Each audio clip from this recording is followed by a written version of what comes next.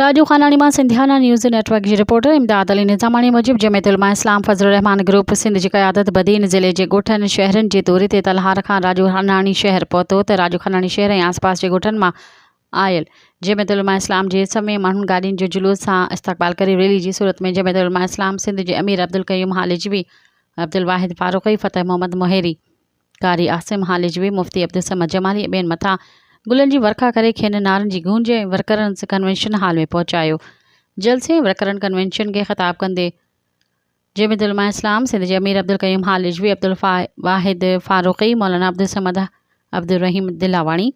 ॿियनि ॻाल्हाईंदे चयो त 14 अक्टूबर ते मुफ्ती महमूद कॉन्फ्रेंस में बुखास में थी रही आहे। उन लाइ असां हिकु आवाज़ थी करे इस्लाम जे दुश्मननि खे ॿुधाइणु चाहियूं था त पाकिस्तान जा उलमा अकेला न आहिनि, असां हर जॻह उन्हनि सां गॾु आहियूं।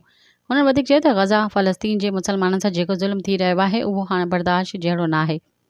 उन्हनि करे असां आलमी सतह ते इहो मैसेज ॾियणु था चाहियूं त मुसलमाननि सां ज़ुल्म बंदि कयो वञे। इन्ही वर्कर कन्वेंशन में उलमा एक्शन कमेटी राजू खानानी जे वफ़द अब्दुल क़यूम हालिजवी सां हाफ़िज़ आफ्ताब आलमजोगी, मीर ग़ुलाम मोहम्मद टालपुर जी अॻवानी में मुलाक़ात थी। जॾहिं त जमियत उलमा इस्लाम जे वर्कर्स कन्वेंशन में ग़ुलाम नबी जाड़ेजो, मीर ग़ुलाम मोहम्मद टालपुर, मीर अब्दुल अज़ीज़ टालपुर, मौलवी विक्यो सूमरो, हाफ़िज़ मोहम्मद अशरफ टालपुर, अब्दुल गनी निज़ामानी, हाफ़िज़ अब्दुल मजीद सूमरो, कारी रमज़ान आरई पिणु मौजूदु हुआ।